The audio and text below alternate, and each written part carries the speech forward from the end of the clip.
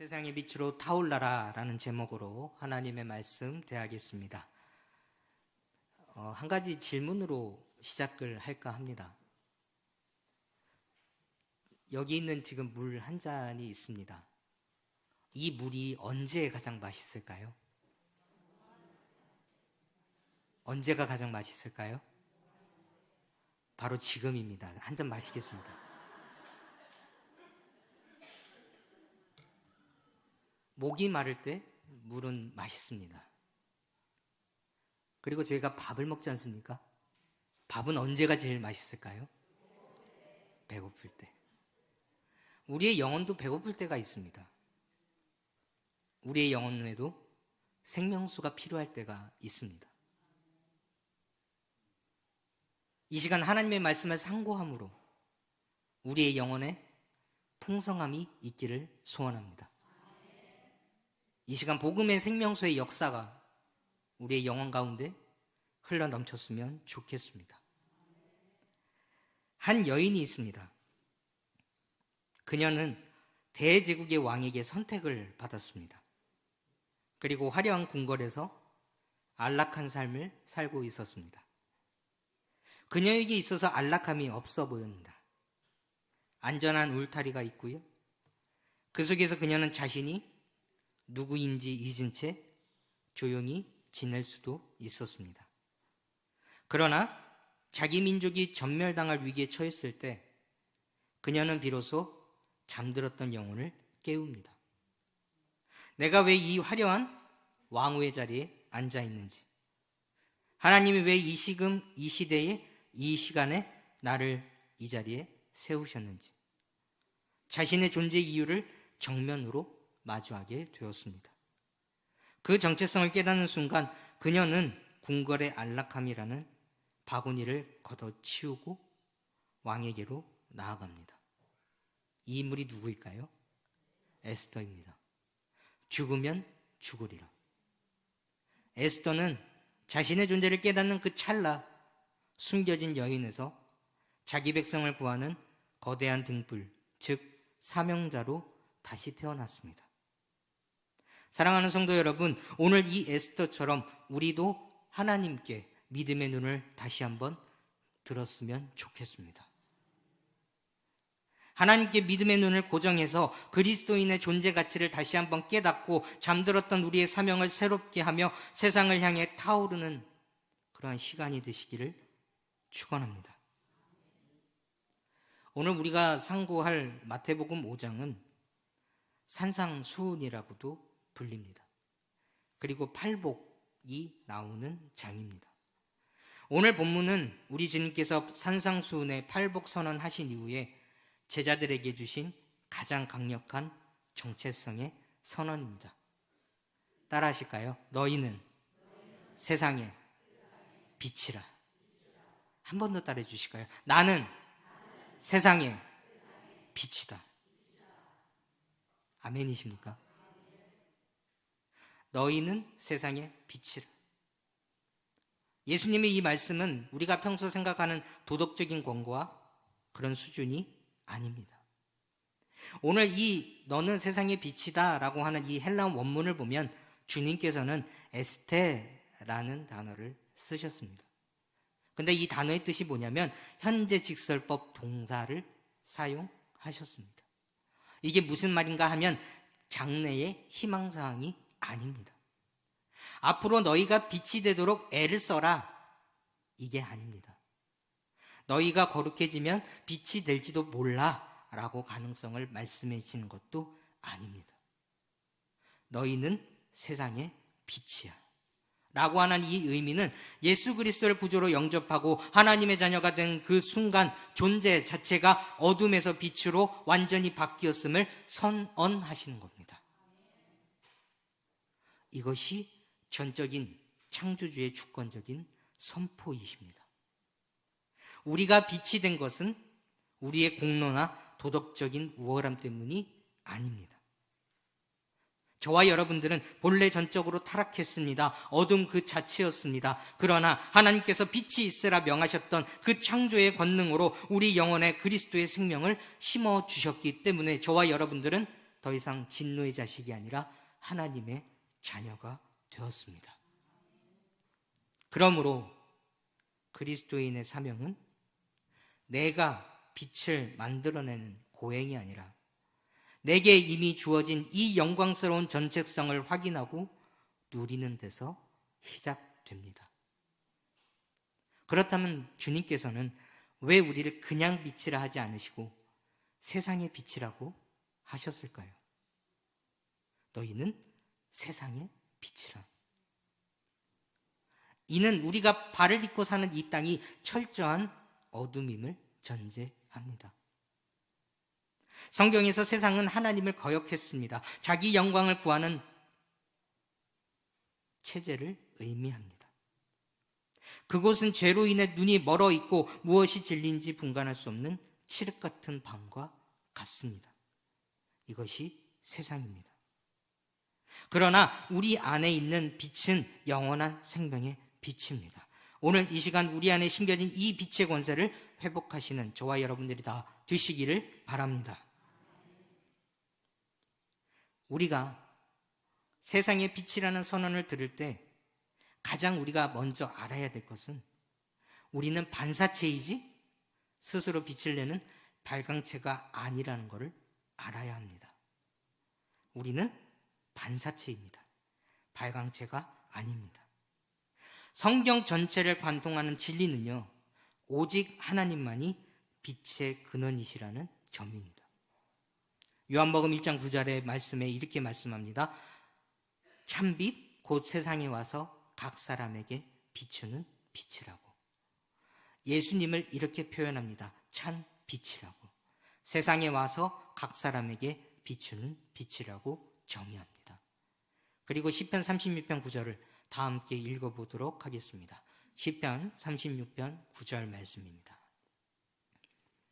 함께 읽겠습니다. 시작. 진실로 생명의 원천이 주께 있사오니 주의 빛 안에서 우리가 빛을 보리이다. 아멘. 우리가 빛을 발할 수 있는 이유는 빛의 근원이신 주님께서 우리를 비추고 계시기 때문입니다. 태양은 스스로 타오르며 빛을 내지만 달은 그저 태양의 빛을 받아 반사할 뿐입니다. 하지만 그 반사하는 빛만으로도 캄캄한 밤길을 가는 나그네에게는 충분한 길잡이가 되는 겁니다. 이것이 그리스도인이 누리는 주님의 영광입니다. 그러나 우리가 세상에서 빛을 발하지 못하는 결정적인 이유는 실력이 부족하거나 성품이 덜 닦여서가 아닙니다. 빛의 근원이신 주님을 바라보는 우리의 시선의 각도가 틀어졌기 때문입니다. 거울을 한번 상상해 보시겠습니까? 거울이 태양을 정면을 비출 때 거울은 태양처럼 비추게 됩니다. 그러나 거울이 바닥의 진흙탕을 향하고 있으면 거울은 그저 진흙의 어둠만을 담게 됩니다. 그리스도인의 성화는 곧 시선의 훈련입니다. 히브리서 기자는 우리에게 권면합니다. 히브리서 12장 2절 말씀입니다. 함께 읽겠습니다. 믿음의 주요 또 온전하게 하시는 이인 예수를 바라보자. 아멘. 믿음의 주요 또 온전하게 하시는 이인 예수를 바라보자. 여기서 바라보자라고 하는 단어는 다른 모든 곳에서 눈을 떼서 한 대상의 시선을 고정한다라는 뜻입니다. 다시 한번요.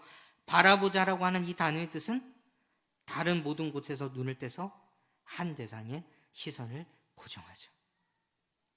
우리가 세상의 유형을 먼저 바라보고 우리가 사람들의 평판에 먼저 귀를 기울이고 나의 부족함만 묵상하고 있으면 우리 영혼의 거울에는 어둠만 가득할 겁니다. 그러나 주님의 십자가를 먼저 바라보고 그분의 말씀을 묵상하며 우리의 시선을 고정할 때 우리 안에는 주님의 거룩함과 평강 그리고 그분의 생명력이 흘러넘치게 될 것입니다. 칼빈은 성도의 상태를 거울에 자주 비유를 했습니다. 칼빈은 인간이 하나님의 형상을 잃어버린 상태로 보았습니다. 깨진 거울로 보았습니다. 그러나 그리스도의 은혜로 회복된 성도는 이제 하나님의 영광만을 반영하는 거울이 되었습니다. 칼빈은 강조합니다. 우리가 주님을 대면할 때 우리는 그분이 우리를 보시는 것처럼 변화된다. 이게 얼마나 놀라운 신비인지 모르겠습니다. 우리가 하나님께 시선을 고정만 하면 우리는 단순히 빛을 흉내내는 존재가 아니라 그분의 영광을 세상에 전파하는 통로가 된다라고 하는 진리입니다. 이 은혜 가운데 우리가 모두 세워졌으면 좋겠습니다. 현재 우리의 삶이 무기력하십니까? 그렇다면 오늘이 기회입니다. 오늘 우리의 시선이 어디에 머물러 있는지 점검할 기회입니다. 그리고 우리의 시선을 주님께 고정할 때 비로소 우리는 타오르기 시작할 겁니다. 세상의 빛으로. 본문 14절을 한번 상고해 봤으면 좋겠습니다. 본문 14절에서 주님은요, 우리를 산 위에 있는 동네에 비유하셨어요. 잠시 그 지리적 특성을 한번 살펴봤으면 좋겠습니다. 당시 팔레스타인 지역의 동네들은요, 석회암으로 지어져서 낮에는 강렬한 태양빛을 받아서 하얗게 빛났다고 합니다. 근데 밤이 되면 집집마다 켜둔 그 기름등불이 산 아래 평지에 있는 사람들에게 선명하게 보였다고 합니다. 이 비유가 주는 첫 번째 영적 교훈은 진짜 신앙은 결코 숨겨질 수 없다라는 것입니다. 좀 과학적인 설명을 하면 빛은 입자임과 동시에 파동이기 때문에 반드시 경계를 넘어 퍼져 나갑니다. 이처럼 나는 믿으면 좋은데 겉으로는 티가 안 난다라고 하는 말은 다시 한번 생각해 보셔야 합니다. 우리 주님의 통치를 받는 영혼은 반드시 삶의 방식에서 다름이 나타나게 되어 있습니다. 세상의 어둠은 단순히 도덕적 탄압만을 의미하지 않습니다. 하나님이 없는 가치관, 자기 영광만을 구하는 태도가 어둠입니다. 그러나 그 속에서 그리스도인이 빛을 발한다는 거 하는 것은 거룩한 구별됨을 뜻합니다. 모든 사람이 자기 이익을 위해 적당히 거짓말하는 직장 문화 속에서 오직 하나님을 경외함으로 정직을 택하는 성도가 있다면 그는 이미 산 위의 동네가 된 것입니다. 모든 사람이 절망하여 포기하고 남 탓을 할 때 주님의 약속을 바라보며 다시 일어서시는 성도가 있다면 그는 어둠 속에서 타오르는 등대입니다. 성도 여러분, 세상 사람들은요, 성경을 읽지 않습니다. 대신 그리스도인인 여러분을 읽고 있음을 기억하시기 바랍니다. 다시요, 세상 사람들은 성경을 읽지 않습니다. 그리스도인 여러분들을 읽고 있습니다. 그들에게 여러분의 삶은 하나님이 보여주는 유일한 성경책입니다. 여러분이 돈을 대하는 태도, 자녀를 교육하는 기준, 고난을 당했을 때 보이는 반응을 통해서 세상은 하나님이 살아계시는지 아니면 죽었는지를 판단합니다. 우리의 시선이 하나님께 고정될 때 우리의 삶은 숨기려 해도 숨길 수 없는 하나님의 영광을 드러내는 통로가 됩니다. 산의 동네가 안개에 잠시 가릴 수는 있어도 그 존재 자체를 부정할 수 없습니다. 그러기에 세상의 온갖 조롱과 핍박 속에서도 여러분의 거룩한 삶은 결국 하나님의 살아계심으로 증명되실 겁니다. 이 은혜 가운데 세워지시는 저와 여러분들이 다 되시기를 바랍니다. 15절입니다. 사람이 등불을 켜서 말 아래에 두지 아니하고 등경 위에 두나니 이러므로 집안 온 모든 사람에게 비치느니라. 아멘. 처음에 제가 이 문장을 읽었을 때, 구절을 읽었을 때 말이라는 단어에 굉장한 혼란이 왔습니다. 도대체 저 말이 뭐지? 동물 말인가? 사람들이 말하는 말인가? 어쩌란 말인가? 굉장히 고민이 됐습니다. 근데 헬라어를 보니까 모디오스라는 단어인데 이게 바구니라는 뜻입니다. 당시 약 9리터의 곡식을 담는 바구니라고 의미한다고 합니다. 우리가 등불을 켜서 바구니로 덮어버리는 행위는 등불의 존재 목적 자체를 부정하는 가장 어리석은 짓이라는 겁니다. 그렇다면 한번 생각해 볼 게 있습니다. 우리 현대 그리스도인들의 신앙을 가두고 있는 바구니는 무엇이 있을까? 우리 현대 그리스도인의 신앙을 가두고 있는 바구니는 과연 무엇이 있을까? 첫째는 세속적 가치관입니다. 주일에는 거룩한 성도처럼 보이지만 월요일부터는 세상의 경제 논리, 효율성, 그리고 이기적인 성공주의라는 바구니 속에 자신의 신앙을 꽁꽁 숨겨버리는 분들이 있습니다. 이게 우리 신앙을 바구니에 감추는 것입니다. 둘째로는 자기중심적 신앙입니다. 오직 내 가정의 평안, 내 자녀의 성공, 나의 문제 해결에만 매몰된 신앙은 결코 그 바구니 밭으로 빛을 내보내지 못할 것입니다. 기억하시기 바랍니다. 우리 주님은 단 한 번도 너희는 교회의 빛이다 라고 말씀하신 적이 없습니다. 우리는 교회 안에서 직분을 잘 감당하고 예배에 성실하며 교인들끼리 서로 칭찬하는 것으로 빛의 사명을 다하고 있다고 착각할 때가 많습니다. 하지만 그것은 등불들을 한데 모아놓고 자기들끼리 밝다고 좋아하는 끼리끼리의 신앙인 뿐입니다. 내가 진짜 등불이라고 한다면 등불의 가치는 캄캄한 어둠 속에서만 증명됩니다. 빛이 필요한 것은 교회가 아니라 주님이 계시지 않는 세상입니다. 한국교회의 위기는 성도들이 교회에 모이지 않아서가 아니라 모인 성도들을 세상으로 흩어지지 않기 때문에 발생합니다. 모든 에너지를 내부 조직을 유지하고 관리하는 데만 사용하고 성도의 시선을 교회 내부 봉사에만 묶어둔다면 그것은 등불을 말 아래 가두는 것과 다를 바가 없습니다. 우리가 세상에 빛이 되기 위해 반드시 극복해야 할 것이 바로 신앙의 이원론입니다.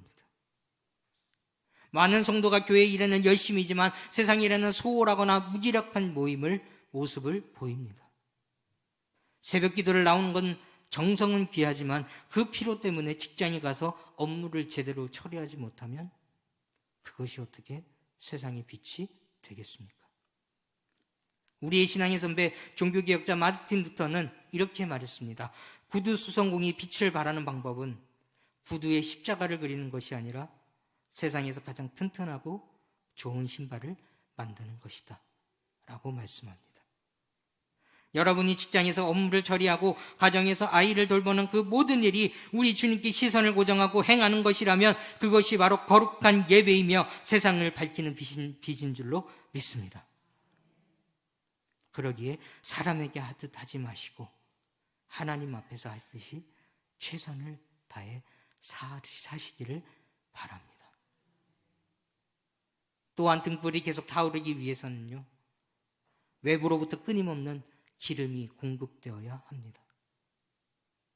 많은 성도분들이 유튜브의 설교나 여러 가지 교회들의 프로그램에 주입식 기름에만 의존합니다.